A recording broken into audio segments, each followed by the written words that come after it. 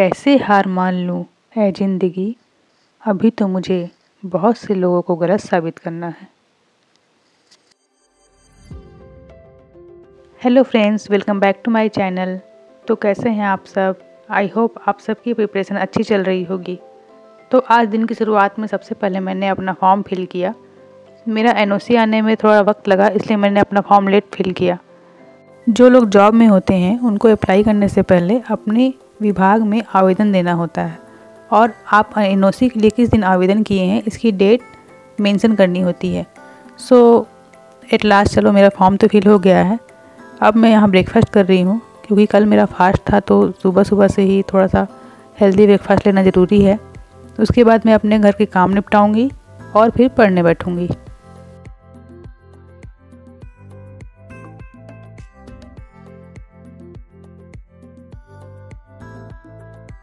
एक healthy morning routine follow करना बहुत ज़रूरी है, और उसमें सबसे प्रायोरिटी लिस्ट में मेरे गेटटूड जनरल आता है। आपको रोज़ गेटटूड जनरल फिल ज़रूर करना चाहिए। मैं रोज़ रोज़ इसलिए बोलती हूँ ताकि आप लोग इस चीज़ को अपनाएं और ख़ुद फिल करके देखें कि ये कितनी अच्छी हैबिट है। सारा दिन आप इससे पॉजिटिव फील कर सकते हैं।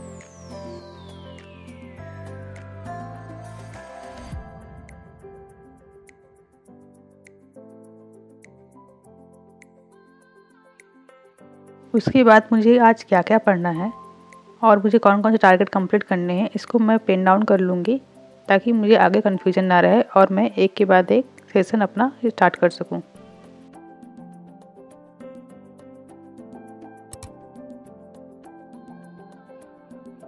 अभी जो पहली बार पीएससी दे रहे हैं या जो प्रिपरेशन में नए हैं, उनकी हमेशा क्यूरी रहती है कि किस सब्जेक्ट के लिए कौन सी बुक हम फॉलो करें, किस बुक से पढ़ें ताकि हमारा कंप्लीट हो जाए। तो मैं आप लोगों को यही सलाह दूंगी कि अभी आप ना किसी बुक के पीछे मत पढ़िए। आप अभी सिर्फ सिलेबस को देखिए। आपका सिलेबस जिससे कंप्लीट होता है ना, आप उससे पढ़िए। कुछ लोगों को ऑब्जेक्टिव्स पढ़ने में अच्छा लगता है, कुछ लोग टॉपिक्स पढ़कर ही कॉन्सेप्ट क्लियर कर लेते हैं, और कुछ लोगों को ना पूरी थ्योरी पढ़ने के बाद ही चीज़ें समझ में आती है। तो ये ज़रूरी नहीं है कि अगर मैं हरिराम पटेल की बुक से पढ़ रही हूँ तो आपको भी उस बुक से पढ़ने में मज़ा आए। खासकर इंग्लिश मीडियम वालों के लिए। इंग्लिश मीडियम वालों के लिए तो मटेरियल वैसे भी बहुत कम रहता है, तो ज़रूरी नहीं है कि जिस बुक से मुझे अच्छा लग रहा पढ़ने में या मैं कंफर्टेबल हूँ उस बुक से आप भी कंफर्टेबल हों। तो आप बस सिलेबस देखिए, अपने सिलेबस के टॉपिक्स और सब टॉपिक्स देखिए, और फिर बुक देखिए आपको कहाँ से पढ़नी है। या तो आप यूट्यूब से भी पढ़ सकते हैं, या कोई सा टॉपिक किसी बुक से आपको अच्छा लगेगा, दूसरा टॉपिक दूसरे बुक से अच्छा लगेगा, तो आप एक्सप्लोर करिए। आपका मेन एम होना चाहिए कि सिलेबस में जो दिया है ना वो आपको याद होना चाहिए। उससे क्वेश्चन आए तो वो आपसे छूटे ना। बाकी कौन सी बुक, कौन सा चैनल है ना, क्या स्टडी मटेरियल, ऐसा मायने नहीं रखता। आप चाहें तो अपने खुद के नोट्स भी बना सकते हैं, क्योंकि किसी बुक से कोई टॉपिक आपको अच्छा लगेगा, दूसरे बुक से आपको कोई टॉपिक अच्छा लगेगा, तो आप सबको एक जाई करके अपने नोट्स बना लीजिए और उस नोट्स को रिवीजन करते रहिए बार बार। ठीक है, तो आप अपने हिसाब से देखिए आपको कौन सी बुक है। वैसे तो मैं छत्तीसगढ़ के लिए हरिराम पटेल की बुक ही फॉलो करती हूँ, लेकिन इस बुक तक पहुँचने के लिए मैंने हर बुक एक्सप्लोर की है। आप छत्तीसगढ़ से रिलेटेड कोई भी बुक बोलेंगे वो बुक मेरे पास होगी, चाहे वो उपकार प्रकाशन की हो, चाहे हिंदी छत्तीसगढ़ राज्य ग्रंथ अकेदमी की हो, या कोई सी टूटेजा हो जाए, पटेल हो जाए, कोई सी भी बुक, मैं हर बुक पढ़ी। हर बुक को एक्सप्लोर करने के बाद मुझे लगा कि नहीं, इससे मैं कंफर्टेबल हूँ, इसको मैं बार बार रिवाइज कर सकती हूँ, तो मैं इस पे आई हूँ।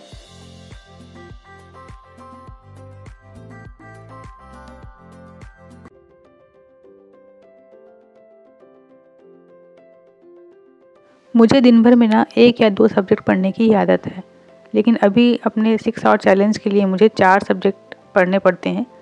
तो कुछ कुछ सब्जेक्ट को ऐसे बीच में छोड़ना पड़ता है। तो आप देख ही रहे होंगे किसी सब्जेक्ट को मैं लंबा खींच देती हूँ, किसी को 1.5-2 घंटे पढ़ ले रही हूँ, तो किसी को आधे घंटे ही। ऐसा इसलिए होता है क्योंकि जब हम कोई टॉपिक पढ़ते रहते हैं ना, तो हमको उसको छोड़ के उठने का मन नहीं करता है, लगता है इसको कंप्लीट कर लें। यहीं पर ना हम मार खाते हैं, क्योंकि जब हम थोड़ा थोड़ा जितना हम डिसाइड किए हैं ना उससे कम पढ़ना चाहिए और ना ही उससे ज़्यादा पढ़ना चाहिए। जो आपने शेड्यूल बनाया है, अगर आपको उसको फॉलो करना है ना, तो अपना ये इमोशनल जो है इसको निकालना पड़ेगा। हम क्या है, पढ़ते पढ़ते बुक से इमोशनल जुड़ जाते हैं और सब्जेक्ट चेंज ही नहीं करते हैं, जबकि अपना शेड्यूल आपको पूरा फुल फॉलो करना चाहिए।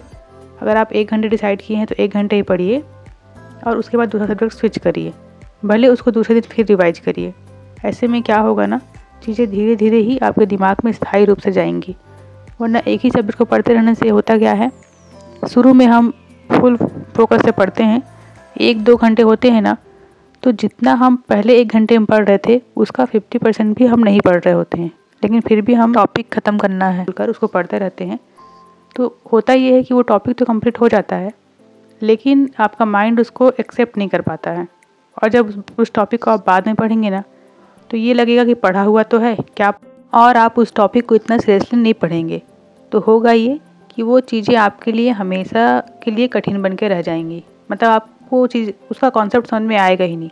इसलिए जो भी पढ़िए फुल फोकस से पढ़िए और छोटे छोटे ब्रेक लेकर पढ़िए, ताकि आपके दिमाग को ये सिग्नल मिले जो पढ़ रहा है वो हमेशा के लिए स्थायी रूप से स्टोर कर सके। सिर्फ बुक खोल के बैठना और टॉपिक को कंप्लीट करना ये गलत चीज़ें हैं। ऐसा करने से ना वो टॉपिक हमेशा के लिए आपके लिए हार्ड बनकर ही रह जाएगा।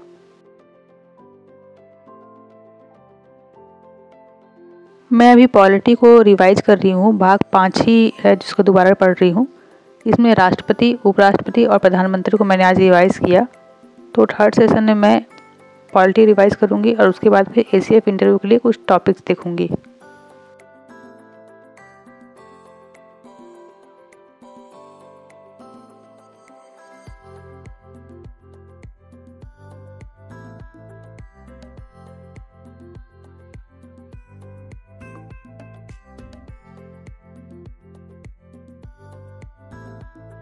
मेरा ग्रेजुएशन साइंस से है, मैं BSc ग्रेजुएट हूँ, तो मुझे साइंस से एक अलग जुड़ाव लगता है। और ACF में मैंने अपना 100% नहीं दिया है, इसलिए मुझे लगता है कि एक बार और ACF आ जाता है, एक बार और ACF दे लेते ज़्यादा अच्छा रहता है। क्योंकि देखा जाए तो अगर पोस्ट की बात करें तो DC से ज़्यादा अच्छा पोस्ट ACF का माना जाता है, और बोलते हैं लड़कियों के लिए ज़्यादा सेफ़ और पीसफुल जॉब है।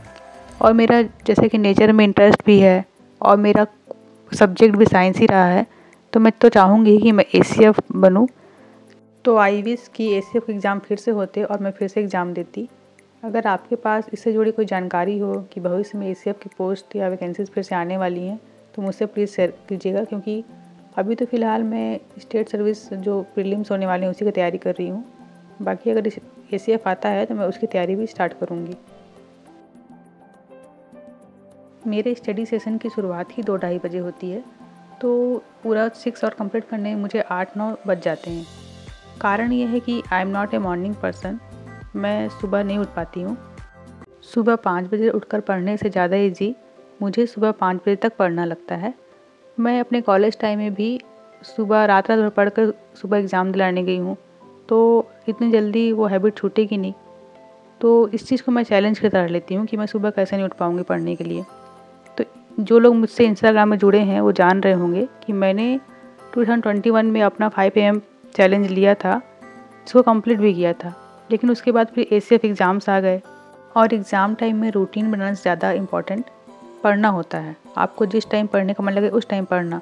तो मैंने फिर से वो मतलब सुबह उठना छोड़ दिया और रात में पढ़ना स्टार्ट कर दिया, तो वो हैबिट डेवलप होते होते रह गई। तो मैं सोच रही थी क्यों ना इसे एक बार और ट्राई किया जाए, क्योंकि सुबह उठना एक अच्छी आदत होती है। और सुबह अगर हम जल्दी उठते हैं ना, तो हमको दिन बड़ा लगता है, हमारे काम जल्दी जल्दी ख़त्म होते हैं, हमारे पास ज़्यादा टाइम होता है पढ़ने के लिए।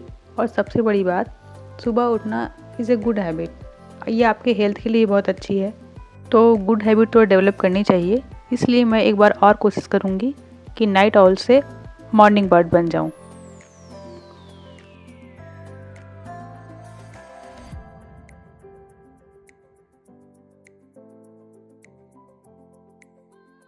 तो आज के लास्ट सेशन में मैं जायसवाल सर की बुक से फॉरेस्ट्री पढ़ रही हूँ। इस बुक को मैंने ACF के टाइम में भी पढ़ी है, तो उसको सिर्फ रिवाइज ही करना पड़ रहा है।